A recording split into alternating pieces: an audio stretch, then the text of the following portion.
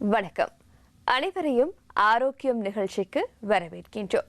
ஒவ்வொரு வாரமும் ஆரோக்கியம் நிகழ்ச்சியில் எங்களுடைய உடல் சார்ந்தும் உளம் சார்ந்தும் ஏற்படக்கூடிய பிரச்சனைகள், அதற்கான காரணங்கள் மற்றும் தீர்வுகள் குறித்து நாங்கள் பார்த்த வண்ணம் இருக்கின்றோம். இன்றைய நிகழ்ச்சியிலும் மிக முக்கியமான விடயம் குறித்து நாங்கள் கலந்து ஆலோசிக்க போகின்றோம். இன்று சமூகத்தில் பல வகையான வைரஸ்கள் பரவுகின்றன. எல்லோருக்குமே புது வகையான காய்ச்சல் ஏற்படுகின்றது. இந்த காய்ச்சல் எதனால் ஏற்படுகின்றது? இந்த தடிமன் ஏற்படுவதற்கான காரணம் என்னவாக இருக்கின்றது? தடிமன், காய்ச்சல் என்பன பொதுவான ஒரு நோயாக, சில சமயங்களில் அன்றாடம் ஏற்படக்கூடிய ஒரு நோயாக இருந்தாலும் கூட இன்றைய காலகட்டத்தில் பல அச்சம் காணப்படுகின்றது. எந்த வைரஸினால் எங்களுக்கு இந்த நோய் ஏற்படுகின்றது போன்ற பல கேள்விகள் காணப்படுகின்ற நிலையில் எவ்வாறான காய்ச்சல் இன்று சமூகத்தில் பரவுகின்றன, இதற்கு காரணங்கள் என்னவாக இருக்கின்றன, அதே போன்ற தீர்வுகள் குறித்தும் நாங்கள் இன்றைய ஆரோக்கியம் நிகழ்ச்சியில் முழுமையாக பேசப் போகின்றோம். எம்மோடு இணைந்திருக்கின்றார் உள்ளக மருத்துவ நிபுணர், கொழும்பு தனியார் வைத்தியசாலை மருத்துவர் ஞானி சோமசுந்தரம் அவர்கள். வணக்கம். வணக்கம். உங்களை நாங்கள் ஆரோக்கியம் நிகழ்ச்சிக்கு வரவேற்கின்றோம். இன்று நாங்கள் முழுமையாக தடிமன், காய்ச்சல் குறித்து பேச போகின்றோம். தடிமன், காய்ச்சல் என்றதுமே எல்லோரும் சொல்லுவார்கள் அது மாசத்திற்கு ஒரு தடவை வரக்கூடிய ஒன்றுதான் என்றாலும் இன்றைய காலகட்டத்தில் அதீதமாக பல வைரஸ்கள் சமூகத்தில் பரவுகின்றன. குறிப்பாக இந்த தடிமன் காய்ச்சல் நோய் என்பது எவ்வளவு பாரதூரமான நோயாக கருதப்படுகின்றது? சாதாரணமாக எல்லா மக்களுக்கும் தடிமல் காய்ச்சல் நீங்கள் கூறியது போல அடிக்கடி ஏற்படும் ஒரு குணம்குறி. ஆனால் இந்த குணம்குறி ஏற்படுவதற்கு காரணமான நோய் என்ன என்பதுதான் பல மக்களின் சந்தேகத்துக்கிடமான ஒரு கருத்தாக இருக்கிறது. ஏனென்றால் நாங்கள் இப்பொழுதுதான் இந்த கொரோனா என்ற ஒரு அச்சமான நோயிலிருந்து நாங்கள் வெளியால் வந்திருக்கிறோம். ஆகவே மக்களுக்கு இதை குறித்து ஒரு பெரிய பயம் இருக்கின்றது. ஆனாலும் இந்த காலத்திலே பரவும் தடிமல் காய்ச்சல் ஒரு சாதாரணமான ஒரு வைரஸ் மூலமாக பரவுவதை நாங்கள் காணுகிறோம். இது ஒரு பாரதூரமான நோய் அல்ல. பலருக்கும், சுகதேகியான பலருக்கும் இது சாதாரணமாக மருத்துவ சிகிச்சை இல்லாமலே குணமாகக்கூடிய ஒரு மெல்லிய வைரஸ் நோயாக இருக்கிறது. ஆகவே இதை பற்றி அதிகம் நாங்கள் பயப்பட தேவையில்லை. ஆனால் நீங்கள் அறிந்தது போல இதற்கு மேலாக பல விஷயங்கள் இருப்பதனால் நாங்கள் இதை அவதானத்தில் கருத்தில் கொள்ள வேண்டும் என்று சொல்லலாம். கண்டிப்பாக. இப்பொழுது பார்த்தால் டெங்கு காய்ச்சல், அதே போன்று இன்ஃப்ளூவன்சா, எலிக்காய்ச்சலும் தற்காலத்தில் அதிகமாக பரவி வருகின்றது. இப்படியான காய்ச்சல்கள் இருக்கும் பட்சத்தில் இந்த தடிமன் காய்ச்சல் ஏற்படும் பொழுது நாங்கள் இதனை சாதாரணமாக எடுத்துக்கொள்ளலாமா, அல்லது வேறேனும் நோய்க்கான அறிகுறியாக நாங்கள் இதனை பார்க்க முடியுமா? நாங்கள் இந்த தடிமலை நாங்கள் ஒருவருக்கு ஏற்படும் பொழுது முதலாவதாக நாங்கள் காணும் ஒரு குணம் குறிதான் முதலாவது நாளிலே உடல் நோ, ஒரு மெல்லிய காய்ச்சல் போல அவர்களுக்கு இருக்கிறது. இதைத் தொடர்ந்து தொண்டையிலே ஏற்படும் வலி, அது இப்பொழுது மிகவும் பரவி வருகிறது. அநேகருக்கு இந்த தொண்டையிலே ஏற்படும் வலி, விழுங்க முடியாது, தொண்டையிலே உள்ளுக்கு வீக்கம் போல அவர்களுக்கு தெரிகிறது. அதை தொடர்ந்து தடிமல், மூக்காலே தண்ணி வருவதும், தலைவலி, ஒரு விதமான வாந்தி வருவது போன்ற ஒரு உணர்வு, மூட்டுவலி, அதோடு காய்ச்சல் தொடங்குகிறது. இந்த காய்ச்சல் பலருக்கும் ஒரு 3 தொடக்கம் 5 நாளுக்கு நீடிக்கக்கூடும். அதோடு இந்த காய்ச்சல் தன்பாட்டிலேயே குறைந்துவிடும். மூக்கில் தண்ணீர் வடியும் அந்த நிலைமை கூட குறைந்துவிடும். தொண்டையில் ஏற்படும் நோய் அலர்ச்சி படிப்படியாக குறைந்து விடுகிறது. அதோடு உடல் அலர்ச்சி அதுகள் எல்லாம் குறைந்து 5வது 6வது நாளிலே பலரும் தங்களுடைய சாதாரணமான நிலைக்கு வந்து விடுகிறார்கள்.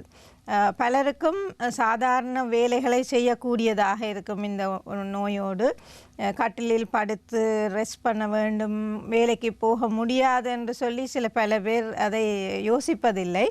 தன்பாட்டிலே இந்த நோய் மாறிவிடுகிறது.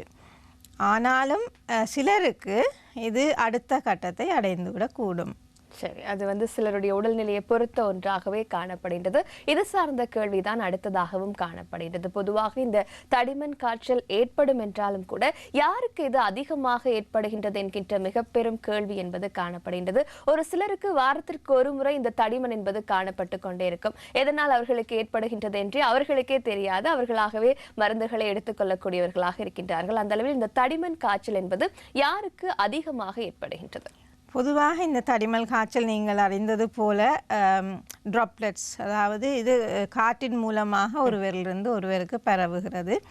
ஒருவருடைய சுவாச சுரப்புகள் காற்றில் பரவி இன்னொருவருக்கு பரவும் ஒரு நோயாக இருப்பதனால் பலர் கூடும் இடங்களில் இருக்கிற மக்களுக்கு இது கூடுதலாக பரவுகிறது. உதாரணமாக பாடசாலையை எடுத்தால் பிள்ளைகள், சிறு பிள்ளைகள், அவர்களுடைய இந்த நோய் எதிர்ப்பு சக்தி சரியாக உருவாகாத அந்த பருவத்தில் அவர்கள் இருக்கிறார்கள். விசேஷமாக 1ஆம் ஆண்டு 2ஆம் ஆண்டு பிள்ளைகள், அவர்களுக்கு பல நோய் எதிர்ப்பு சக்திகள் இன்னும் உருவாகவில்லை. ஆகவே வகுப்பறைகளிலே இந்த நோய் அதிகமாக பரவும். முதலாவதாக பிள்ளைகள் தான் இதை வீட்டுக்கு கொண்டு வருகிறார்கள். அதே போல் பல மக்கள் கூடும் இடங்களுக்கு நாங்கள் போனால் அந்த இடத்துல எங்களுக்கு இந்த நோய் பரவுவதற்கு அதிகம் வாய்ப்பு இருக்கிறது.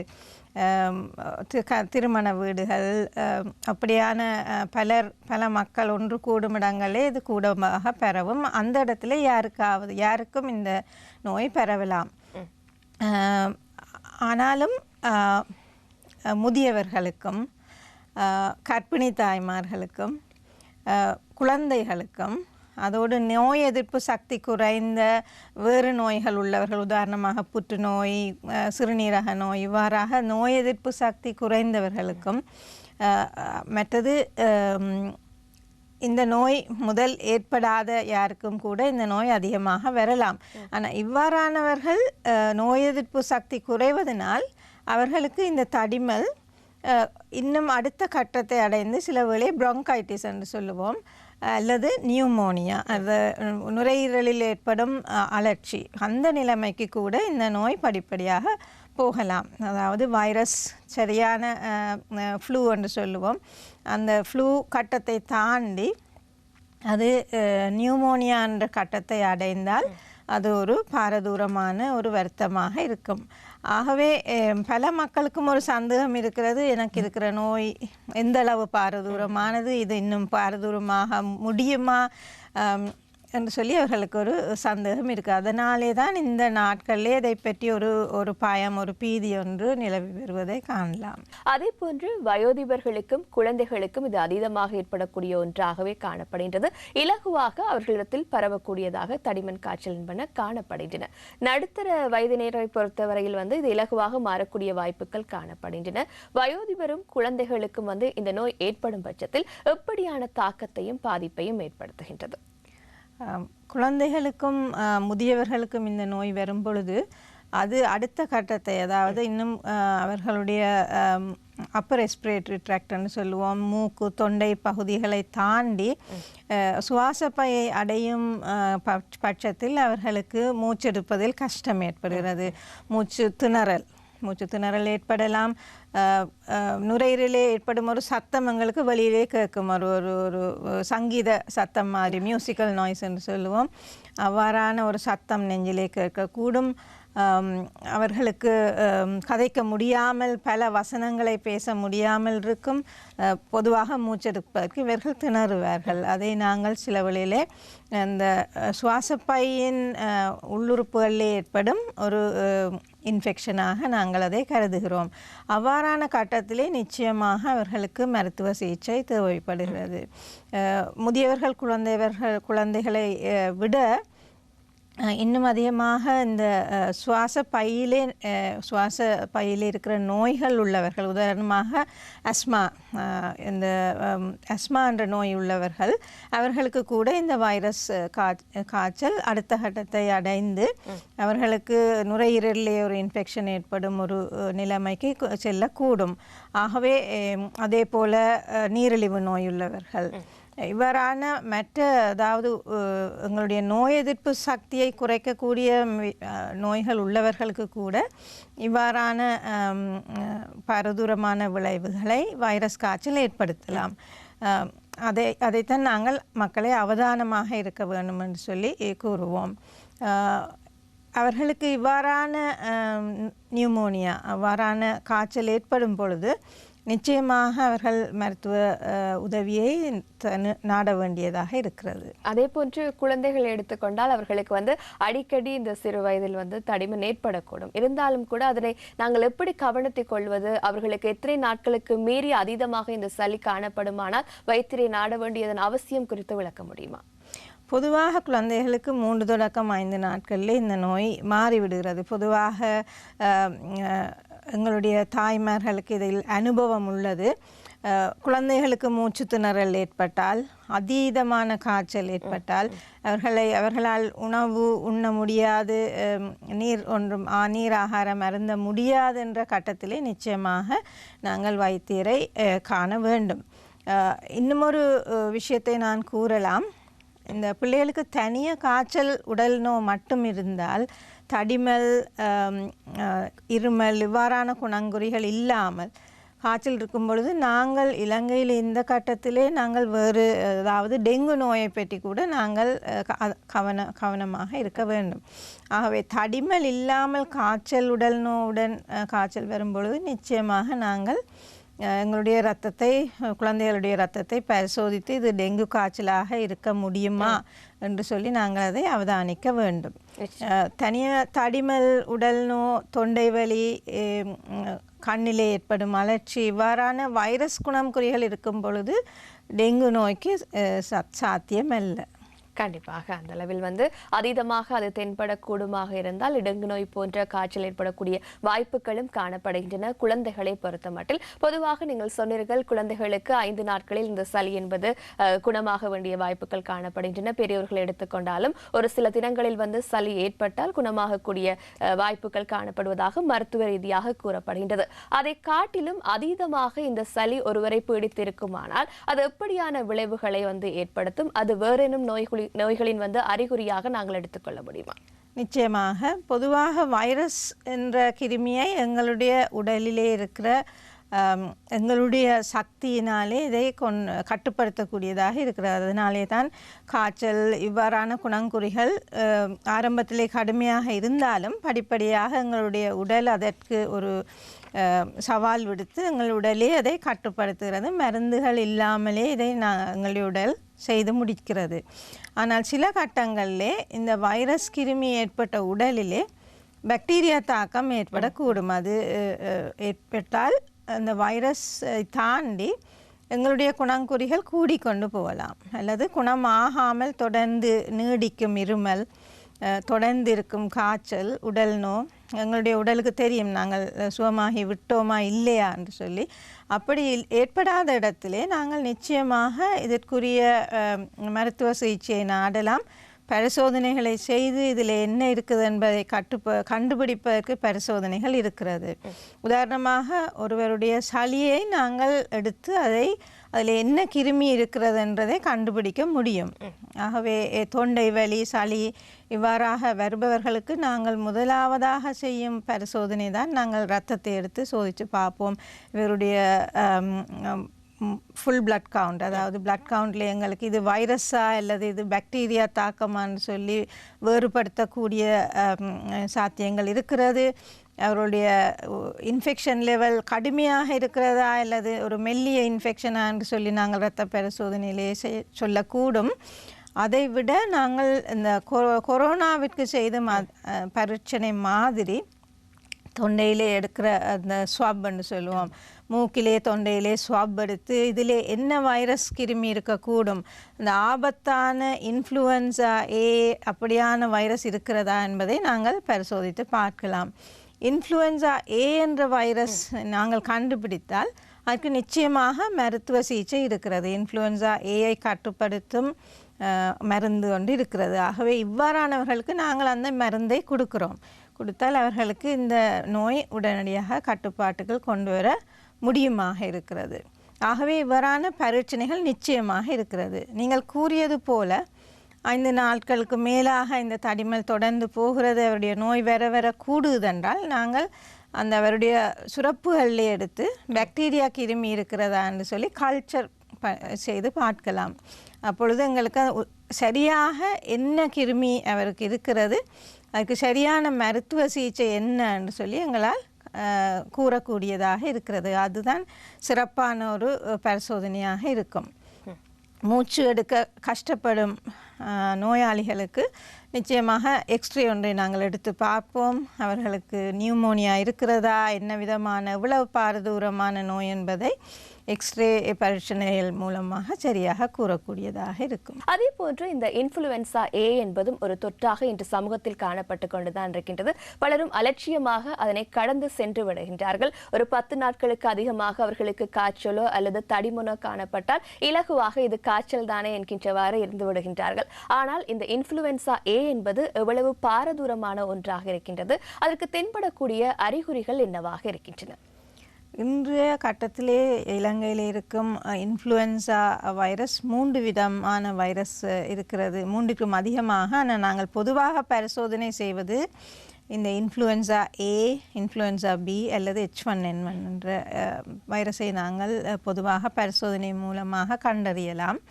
இன்ஃப்ளூயன்சா ஏ என்னும் நோய் மற்ற நோய்களும் பார்க்க கூட வீரியமான ஒரு நோயாக இருப்பதனால் அது நியூமோனியாவுக்கு இட்டு செல்லும் வாய்ப்புகள் அதிகம் இருக்கிறது. விசேஷமாக குழந்தைகளுக்கும் முதியவர்களுக்கும் கர்ப்பிணி தாய்மார்களுக்கும் இது ஒரு பாரதூரமான நோயாக வந்துவிடலாம்.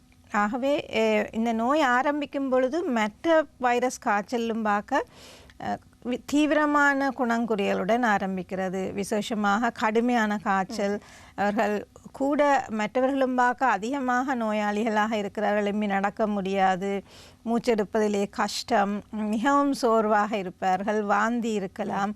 ஆகவே வைத்தியர்களுக்கு பொதுவாக சந்தேகிக்கக்கூடியதாக இருக்கிறது இது சாதாரண வைரஸ் காய்ச்சல் இல்லை, இதற்கும் மேலதிகமாக இருக்கக்கூடும் என்ற இடத்திலே நாங்கள் அந்த த்ரோட் ஸ்வாபை செய்வோம். கொரோனாவுக்கு செய்யும் அதே போன்ற ஒரு பரிசோதனையை நாங்கள் செய்கிறோம் இந்த இன்ஃப்ளூயன்சா வைரஸை சரியாக கண்டுபிடிப்பதற்கு. அந்த வைரஸ் பரீட்சணை முடிவிலே இன்ஃப்ளூயன்சா ஏ இருந்தால் பொதுவாக நாங்கள் அவர்களுக்கு இந்த சிகிச்சை முறையை கொடுத்து அதை கட்டுப்படுத்த முடியும். இன்ஃப்ளூயன்சா பி என்ற வைரஸ் காய்ச்சல் அதிகமான தீவிரமான காய்ச்சல் இல்லை, அதற்கு நாங்கள் பொதுவாக சிகிச்சை கொடுப்பதில்லை. ஆனால் ஒரு தனிப்பட்ட ஒருவருக்கு இந்த இன்ஃப்ளூயன்சா பி காய்ச்சல் மிகவும் கடுமையாக இருந்தால் அவருக்கும் நாங்கள் அந்த பிரத்யேகமான ஒரு மருந்தை நாங்கள் ஆன்டிவைரஸ் ட்ரக்னு சொல்லுவோம், அதை கொடுக்கக்கூடியதாக இருக்கிறது.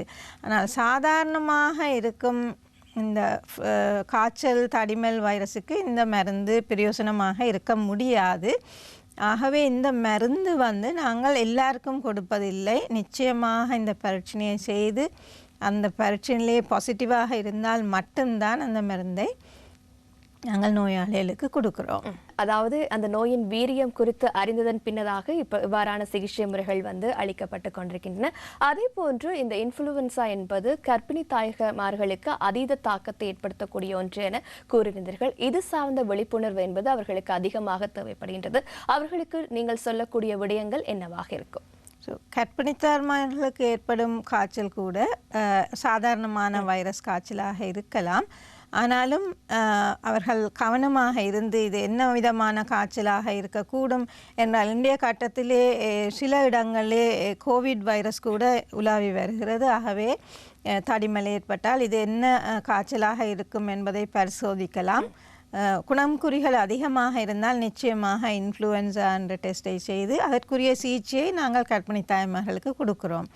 ஆகவே அவர்கள் இதை குறித்து அவதானமாக இருப்பது நல்லது. கண்டிப்பாக கர்ப்பிணி தாய்மார்களும் அலட்சியமாக இருக்காமல் தங்களுக்கு தடிமனோ காய்ச்சலோ ஏற்பட்டால் வைத்தியரை நாடுவது என்பது மிக சிறந்தது என வைத்தியர் கூறியிருந்தார். இன்னொரு விடயமாக இப்பொழுது டெங்கு என்பது இலங்கையை பொறுத்தமட்டில் கடந்த 2 வருடங்களில் 3 மடங்காக அதிகரித்திருப்பதாக கூறப்படுகின்றது. இப்போது இருக்கக்கூடிய காலநிலை என்பதும் டெங்கை அதிகரிக்கக்கூடிய சூழ்நிலையாக காணப்படுகின்றது. இது குறித்த விழிப்புணர்வுகள் அதிகபட்சமாக ஏற்பட்டாலும் கூட நாங்கள் அது சார்ந்த கவனமின்மையோடு தான் வாழ்ந்து கொண்டிருக்கின்றோம். அதனால்தான் இப்படி டெங்கு நோய் அதிகரிப்பதற்கான காரணம் என்றும் சுகாதாரத்துறை கூறிக்கொண்டுதான் இருக்கின்றது. இது சார்ந்து நீங்கள் மக்களுக்கு சொல்லக்கூடிய விடயங்கள் என்னவாக இருக்கும்? நிச்சயமாக இன்று இந்த மழை காரணமாக நுளம்பு பெருகி வருகிறதை நாங்கள் காண்கிறோம். விசேஷமாக எங்களுடைய சுற்றுச்சூழலில் இந்த காலத்திலே நாங்கள் கவனமாக இந்த டெங்கு நோய் நுளம்பு பெருகாமல் நாங்கள் பாதுகாப்பது நல்லது. இது ஒரு கஷ்டமான விஷயம் கூட. ஆனால் நாங்கள் அவதானமாக இருந்தால் இந்த மழை காலத்திலே நுளம்பு பெருகாமல் நாங்கள் அதை கட்டுப்படுத்தக்கூடியதாக இருக்கும். ஆனாலும் காய்ச்சல் ஏற்பட்டால் டெங்குக்குரிய குணங்குறிகளை பற்றி மக்கள் அவதானமாக இருக்க வேண்டும். கடுமையான உடல் வலி, தலைவலி, காய்ச்சல், கடுமையான காய்ச்சல் கூட இந்த இரத்த பரிசோதனையை நாங்கள் சீக்கிரமாகவே செய்ய வேண்டும். பொதுவாக மக்கள் 4 நாள் பார்த்து கொண்டிருந்து விட்டு 4ஆவது நாள் வரும்பொழுது நாங்கள் டெங்கு டெஸ்ட்டை செய்தால் அது சரியாக கூற முடியாத ஒரு கட்டத்தில் இருக்கிறது. ஆகவே 1வது, 2வது, 3வது நாட்களுக்குள்ளே நாங்கள் இந்த பரிசோதனையை செய்துவிட வேண்டும். செய்து அது டெங்கு என்றால் அதற்கு நாங்கள் அவதானமாக இருந்து இந்த டெங்கு எவ்வளவு தூரம் கடுமையாக இருக்கிறது என்பதை இரத்த பரிசோதனை மூலம் கண்டுபிடிக்கலாம். அதற்குரிய சரியான சிகிச்சை எடுத்தால் டெங்குவால் ஒருவரும் இறக்க வேண்டிய ஒரு கட்டம் வர மாட்டாது என்று கூறலாம். சரியான சிகிச்சை முறையை எடுத்தால் டெங்குவால் ஒருவரும் மரணத்தை சந்திக்க வேண்டியது இல்லை.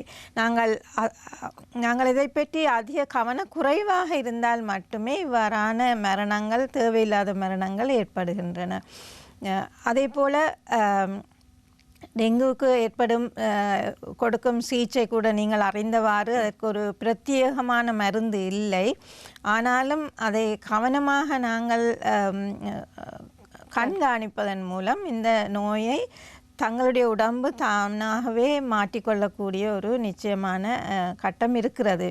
ஆகவே நாங்கள் சரியான விஷயத்தை செய்தால் டெங்குவை நாங்கள் கட்டுப்பாட்டுக்குள் கொண்டு வரலாம். கண்டிப்பாக காய்ச்சல் ஏற்படும் பட்சத்தில் உடனடியாக நாங்கள் இரத்த பரிசோதனை செய்து கொள்வதின் ஊடாக எங்களுக்கு டெங்கு நோய் ஏற்பட்டிருக்கின்றதா என்பதை நாங்கள் உடனடியாக அறிந்து கொண்டு அதற்கான தீர்வை வைத்தியரிடம் பெற்றுக்கொள்வதின் ஊடாக ஆரோக்கியமாக நாங்கள் இருக்க முடியும். இவ்வாறான மரணங்களையும் தவிர்க்கக்கூடிய வாய்ப்புகள் அதிகமாக காணப்படுகின்றன. இலங்கையை பொறுத்தமட்டில் இது சார்ந்த விழிப்புணர்வு என்பது தற்காலத்தில் அதிகமாகவே தேவைப்படுகின்றது. மிக குறிப்பாக டெங்கு நோய் பொறுத்தமட்டில் எல்லோருக்குமே இருக்கக்கூடிய தெளிவின்மை என்னவென்றால் காய்ச்சல் தானே என்று கடந்து செல்கின்றார்கள். டெங்கு நோய்க்கென்று பிரத்யேகமான அறிகுறிகள் ஏதேனும் காணப்படுகின்றனவா? பொதுவாக சாதாரணமான காய்ச்சல், உடல் வலியை தவிர கண்ணுக்கு பின்னால் ஏற்படும் நோ, இது ஒரு மிக முக்கியமான குணங்குறியாக காணப்படுகிறது. ஆனால் எல்லாருக்கும் எல்லா குணங்குறியும் வருவது இல்லை. பொதுவாக டெங்குவிற்கு காய்ச்சல் வரும். ஒவ்வொருவருடைய உடல்நிலையை பொறுத்து மெட்ட குணங்குறிகள் மாறுபடக்கூடும். ஆகவே நிச்சயமாக தலைவலி இருந்தால் தான் டெங்கு என்று சொல்லி நாங்கள் கூற முடியாது. ஆகவே நாங்கள் மிகவும் அவதானமாக இருப்பது நல்லது. சாதாரணமான காய்ச்சல் இல்லை, இது அதற்கு மேலதிகமாக இருக்கும் என்று சொல்லி நாங்கள் சந்தேகித்தால் நிச்சயம் மிகவும் இலகுவாக ஒரு ஃபுல் பிளட் கவுண்ட் என்ற பரிசோதனையை செய்து பார்த்து விடலாம். அதோடு இந்த டெங்கு NS1 என்ற பரீட்சனை கூட மிகவும் உதவியான ஒரு பரீட்சனையாக இருக்கிறது. ஆகவே அது ரெண்டையும் நாங்கள் செய்து விடலாம். எந்த வைத்தியசாலையை அணுகினாலும் அவர்கள் அதை செய்து தருகிறார்கள். ஆகவே இதற்கு நாங்கள் பின்வாங்க வேண்டிய தேவை இல்லை. கண்டிப்பாக சரியான பரிசோதனைகளை செய்து கொள்வதனூடாக டெங்கு நோயிலிருந்து எங்களை பாதுகாத்துக் கொள்ளக்கூடியதாக இருக்கும். அதே போன்று தற்காலத்தில் இலங்கையை பொறுத்தமட்டில் பரவலாக பேசக்கூடிய ஒரு காய்ச்சலாக மாறியிருக்கின்றது. எலி காய்ச்சல் பரவி வருகின்றது. அது குறித்தும் அவதானமாக இருக்குமாறு அறிவுறுத்தப்பட்டு கொண்டிருக்கின்றார்கள். அந்த அளவில் இந்த எலி காய்ச்சல் எவ்வளவு பாரதூரமான ஒன்றாக இருக்கின்றது, நாங்கள் எவ்வளவு தூரம் கவனமாக இருக்க வேண்டும்? எலிக்காய்ச்சல் என்பது மிகவும் பாரதூரமான ஒரு நோய். அதனாலே இறப்பு ஏற்படுவது மிகவும் சாதாரணமாக இருக்கிறது. ஆனால் இது மிகவும் அதிகமாக பரவும் நோய் இல்லை. எனவே சில வேளைகளிலே மக்களும் வைத்தியர்களும் இதை குறித்து கவலையினமாக இருக்கும் சந்தர்ப்பம் ஏற்படுகிறது. ஆகவே எலிக்காய்ச்சல் எவ்வாறு, அதாவது லெப்டோஸ்பைரோசிஸ் என்று சொல்லுவோம், இந்த நோய் ஏற்படுவது இந்த எலி சிறுநீரை கழிக்கும் பொழுது அந்த சிறுநீர் நீரை சென்றடைந்து அந்த நீரிலே நாங்கள் மக்கள் நடமாடும் பொழுது எங்களுடைய தோலிலே ஏதாவது ஒரு காயம் இருந்தால் அந்த காயத்துக்கூடாக இந்த பாக்டீரியா கிருமி எங்களுடைய உடலை சென்று அடைகிறது. உடலை சென்று அடைந்து 5 தொடக்கம் 7 நாட்களுக்குள்ளே எங்களுக்கு காய்ச்சல் ஏற்படுகிறது. காய்ச்சல், கடுமையான உடல் வலி, அது சாதாரணமாக டெங்கு காய்ச்சலும் விட கூடுதலான காய்ச்சலும் உடல் வலியும் இவர்களுக்கு ஏற்படுகிறது. அதை விட இவர்களுடைய கண்கள் மஞ்சளாக மாறி, ஜாண்டிஸ் என்று சொல்லுவோம், காமாலை போன்ற கண் மஞ்சளாக மாறி அடுத்த கட்டத்திலே அவர்களுடைய சிறுநீரகத்தை, எங்களுடைய கிட்னியை இந்த வைரஸ் பாதிக்கக்கூடும். ஆகவே அவர்களுக்கு சிறுநீர் கழிப்பது குறைவாக இருக்கலாம், கழிக்க முடியாமல் இருக்கலாம். இவ்வாறான பாரதூரமான குணங்குறிகளை இந்த எலிக்காய்ச்சல் ஏற்படுத்துகிறது, லெப்டோஸ்பைரோசிஸ் என்று சொல்லுவோம். அதற்கு குறிப்பிட்ட ஆன்டிபயோட்டிக் அதை கொடுக்கும் பொழுது இந்த நோயை நாங்கள் கட்டுப்பாட்டுகள் கொண்டு வரக்கூடும். ஆனாலும் நிச்சயமாக அது நாங்கள் ஊசி மருந்துகளின் மூலமாகத்தான் இந்த நோயை கட்டுப்படுத்துகிறோம். இவ்வாறாக எலிக்காய்ச்சல் ஏற்படுபவர்கள் நிச்சயமாக மருத்துவமனையிலே தங்கி இருந்து சிகிச்சை எடுக்க வேண்டிய கட்டம் இருக்கிறது. அந்த வைத்தியசாலையிலே தங்கி இருக்கும் அதை குறித்து பல மக்களுக்கு ஒரு விருப்பமில்லாத ஒரு விஷயமாக இருக்கிறது. நாங்கள் பொதுவாக மக்களுக்கு கூறும் பொழுது, உங்களுடைய நோய் கடுமையாக இருக்கிறது, நீங்கள் நிச்சயமாக வைத்தியசாலையிலே தங்கி இதை எடுக்க வேண்டும் என்று கூறினால் பலருக்கும் அது விருப்பமில்லை. இவ்வாறான விருப்பமின்மையினால் பலர் இறப்பை சந்திக்கிறார்கள். அவர்கள் வீட்டிலே இருந்து நிலைமை முற்றின பிறகுதான் வரும்பொழுது அதற்குரிய சிகிச்சை கூட கஷ்டமாக இருக்கிறது. சில வேளை அதி தீவிர சிகிச்சை பிரிவிலே இவர்களை அனுமதிக்க வேண்டி இருக்கிறது. இவ்வாறான கட்டத்தை நாங்கள் தவிர்த்து வைத்தியருடைய ஆலோசனையை ஏற்றுக்கொண்டால் நாங்கள் சீக்கிரமாக இதை சிகிச்சையை முடித்து விடலாம். இன்னொரு விடயமாக தற்காலத்தில் இந்த பாடசாலை மாணவர்களிடத்தில் கண்ணோய் என்பது அதீதமாக பரவி வருகின்றது. இந்த கண்ணோய் என்பது வேறு ஏதும் தாக்கத்தை ஏற்படுத்தக்கூடிய ஒன்றாக இருக்கின்றதா? பொதுவாக கண்ணோய் என்பது ஒரு வைரஸ் கிருமியினால் ஏற்படுவது. முதல் ஆரம்பத்திலே ஒரு கண்ணிலே தொடங்கி கண் சிவப்பாக மாறுவது, கண்ணிலே சுரப்பு ஏற்படுவது எங்கள் எல்லாருக்கும் தெரியும். எங்களுடைய வாழ்க்கையிலே குறைந்தது ஒரு தடவையாவது எங்களுக்கு கண்ணோய் வந்திருக்கக்கூடும். சாதாரணமாக இந்த கண்ணோய் தானாகவே குணமாகும் ஒரு நோயாக இருக்கிறது. அதற்கு பர்டிகுலர் ட்ரீட்மெண்ட்னு சொல்லி நாங்கள் ஒன்றும் கொடுப்பதில்லை. ஆனாலும் சில கட்டங்களிலே இந்த கண்ணிலே இருக்கிற வைரஸ் தாக்கத்திற்கு மேலாக பாக்டீரியா கிருமி தொட்டக்கூடும். இது தனிப்பட்டவர்களுக்கு ஏற்படும் ஒரு காம்ப்ளிகேஷனாக இருக்கக்கூடியதாக இருக்கிறது. ஆகவே சில வேளைகளிலே இந்த கண்ணோய் மாறுவதற்கு அதிக காலம் எடுத்தால், அல்லது இந்த கண் மிகவும் சிவப்பாக இருந்து கண் வீக்கம், கண்ணை திறக்க முடியாமல் இருக்கும் கட்டத்திலே அதற்கு வைத்திய சிகிச்சை எடுத்து அதற்குரிய ஐ ட்ராப்ஸ், அதற்குரிய சிகிச்சையை கொடுப்பார்கள். அதை போட்டுக்கொள்வது நல்லது. இந்த கண்ணிலே அதற்கு மேலாக ஏதாவது வித்தியாசமாக இருந்தால் நிச்சயமாக கண் வைத்தியரை நீங்கள் நோயாளிகள் நாட வேண்டியதாக இருக்கும். இது ஒரு மிகவும் பாரதூரம் அற்ற ஒரு நோய். கண் நோய் என்பது எங்கள் எல்லாருக்கும் வரும். பொதுவாக எங்களுடைய அம்மா அப்பா அவர்களுக்கு தெரியும் இதை எவ்வாறாக நாங்கள் கட்டுப்படுத்தலாம். மற்றவர்களிலிருந்து விலகி இருப்பது மிகவும் முக்கியமான ஒரு விஷயமாக இருக்கிறது. இது மற்றவர்களுக்கு பரவாமலுக்கு எங்களுக்கு வந்தால் நாங்கள் தனிமையிலிருந்து, இந்த நோயிலிருந்து அது 2-3 நாளிலே மாறிவிடக்கூடிய ஒரு நோய். ஆகவே அந்த கட்டத்திலே நாங்கள் மற்றவர்களிலிருந்து தனிமையாக இருப்பது நல்லது. கண்டிப்பாக கண்ணோய் என்பது பரவக்கூடிய ஒரு நோயாக இருக்கின்றது. தனிமையாக இருப்பது என்பது மிக சிறந்தது. எங்களை நாங்கள் கண்ணோயிலிருந்து பாதுகாத்துக் கொள்ளக்கூடியதாக இருக்கும். அதே போன்று இன்னொரு விடயமாக இந்தியாவில் தற்போது புதிய வகை வைரஸ் பரவி வருகின்றது. இது சார்ந்த அச்சம் என்பது இப்போது எல்லோரிடத்திலும் காணப்படுகின்றது. இந்தியாவுக்கு செல்லலாமா வேண்டாமா என்கின்ற ஒரு கேள்வியும் நிலவுகின்றது. இந்த வைரஸ் குறித்து விளக்க முடியுமா? இது ஒரு புது வைரஸ். இதை 1999ஆம் ஆண்டு முதலாவதாக மலேசியாவிலே அடையாளம் கண்டார்கள். ஆனாலும் அதைத் தொடர்ந்து இந்தியாவிலே தென்பகுதியிலே, விசேஷமாக கேரளா மாநிலத்திலே இந்த வைரஸ் காலத்திற்கு காலம் வந்திருக்கிறது. 2021ஆம் ஆண்டு ஏற்பட்டதிலே சில இறப்புகள் ஏற்பட்டது. இந்த ஆண்டிலே கூட 23ஆம் ஆண்டிலே மீண்டும் இந்த நோயை கண்டுபிடித்திருக்கிறார்கள். இந்த நோயினால் 2 இறந்திருக்கிறார்கள். இந்த நோயை பொறுத்த மட்டும் இது கொரோனா என்ற நோயை போல விலங்கினங்களிலிருந்து மனுஷருக்கு தொற்றிய ஒரு நோயாக காணப்படுகிறது. விசேஷமாக வௌவால்களிலிருந்தும் பன்றிகளிலிருந்தும் ஏற்படக்கூடிய இந்த வைரஸ் ஏதோ ஒரு விதமாக மக்களுக்கு அந்த வைரஸ் தொற்றை ஏற்படக்கூடிய ஒரு வைரஸாக மாறி இருக்கிறது. இந்த விதத்திலே இது கொரோனாவை போல இருந்தாலும் இந்த நோய் கொரோனாவிலும் பார்க்க பாரதூரமான ஒரு நோயாகவே காணப்படுகிறது. இந்த நோயினால் ஏற்படும் இறப்பு வீதம் கொரோனாவின் இறப்பு வீதத்திலும் பார்க்க மிகவும் அதிகமாக இருக்கிறது. ஆனாலும் தொற்று வீதம் குறைவாக இருக்கிறது. கொரோனாவை எடுத்தால் நீங்கள் அறிவீர்கள், இது காற்றிலே பரவி மற்றவர்களுக்கு இலகுவாக தொற்றும் ஒரு நோயாக இருந்தது. ஆனாலும் இந்த நிப்பா வைரஸ் மிகவும் நெருங்கிய தொடர்பு உள்ளவர்களுக்கு மட்டுமே மக்களிலிருந்து மக்களுக்கு தொற்றக்கூடிய விதமாக இருக்கிறது. இந்த சுரப்பிகளில் இருக்கும் வைரஸ் மிகவும் நெருக்கமாக பழகுபவர்களுக்கு, அதாவது குடும்பத்தினருக்கு அல்லது வைத்தியசாலைகளிலே நெருக்கமாக சிகிச்சை செய்யும் வைத்திய குழாமுக்கு கூட இந்த நோய் வரக்கூடியதாக இருக்கிறது. ஆகவே தொற்று வீதம் குறைந்ததினால் இது மிகவும் அதிகமாக பரவவில்லை.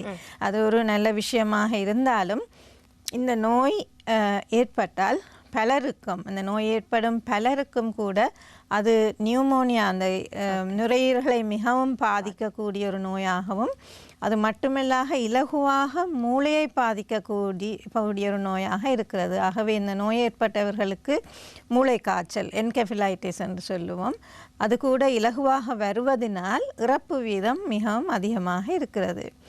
ஆனால் இந்த நோய் தென் மாநிலத்தில் இருக்கிற கேரளா மாநிலத்திலே சில இடங்களிலே மட்டும் இருக்கிறது.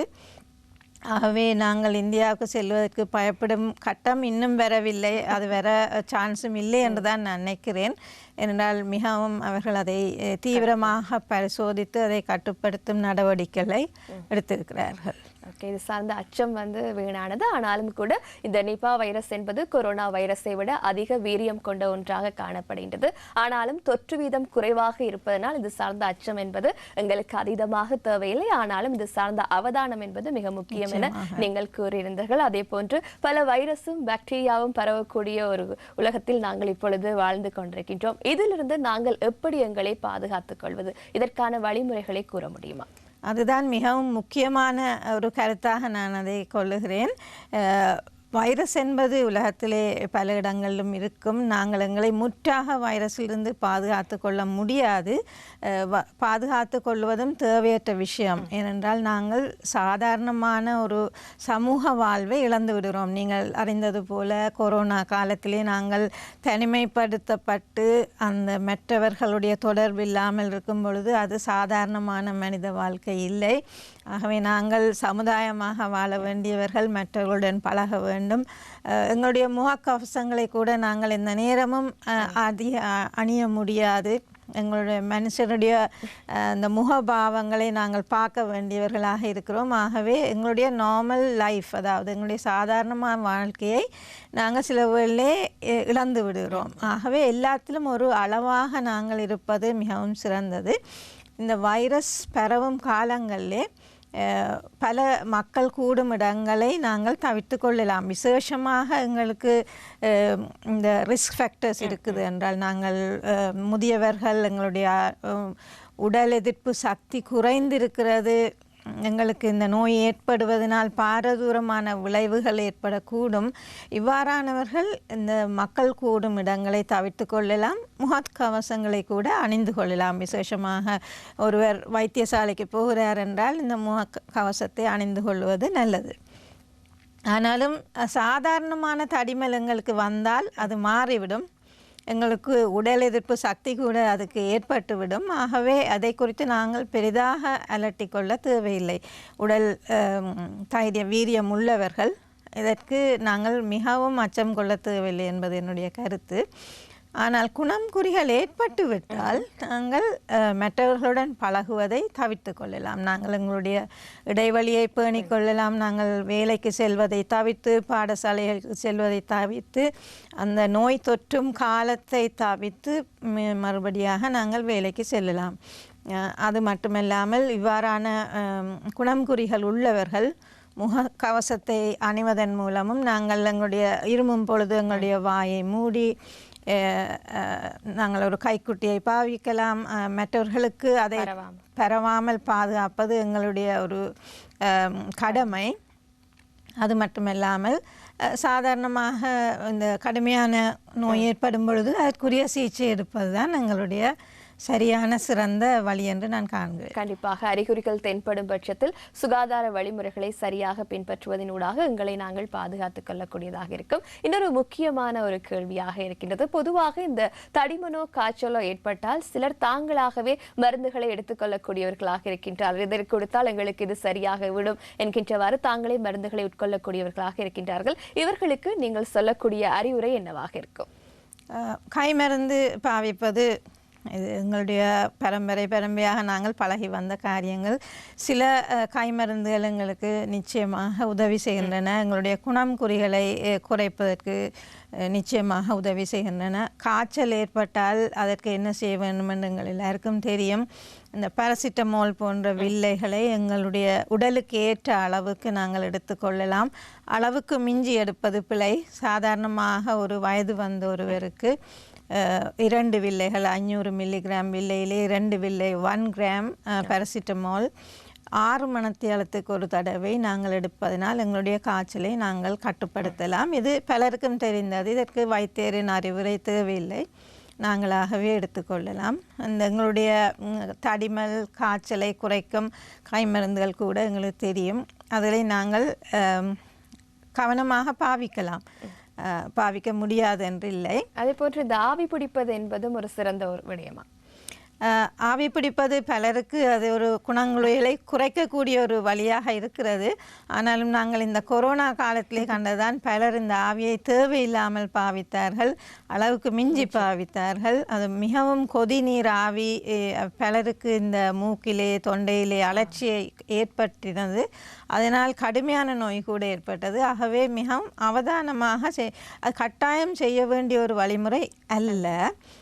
உங்களுக்கு அது பிரயோஜனமாக இருந்தால் அதை அவதானமாக பாவிக்கலாம். கண்டிப்பாக கை மருந்தாக இருந்தாலும் அளவாக நாங்கள் எடுத்துக்கொள்வது என்பது எங்களுக்கு பயன் தரக்கூடிய ஒன்றாக இருக்கின்றது. அந்த அளவில் இன்றைய உலகத்தில் பல பாக்டீரியாக்களும் வைரஸ்களும் எங்களுக்கு பலவிதமான நோய்களை தோற்றுவிக்கின்றன. அதே போன்று பல காய்ச்சல்களும் உருவாகி வருகின்றன. இந்த காய்ச்சலும் தடிமனும் எதனால் ஏற்படுகின்றது, அதற்கான காரணங்கள் என்னவாக இருக்கின்றன, எப்படியான தீர்வுகளின் ஊடாக நாங்கள் சிகிச்சைகளை பெற்றுக்கொள்ளலாம் போன்ற பல விடயங்களை இன்று எம்மோடு ஆரோக்கியம் நிகழ்ச்சியில் பகிர்ந்திருந்தார் உலக மருத்துவ நிபுணர், கொழும்பு தனியார் வைத்தியசாலை வைத்தியர் ஞானி சோமசுந்தரம் அவர்கள். உங்களுக்கு நாங்கள் எங்களுடைய நன்றியை தெரிவித்துக் கொள்கின்றோம். நன்றி.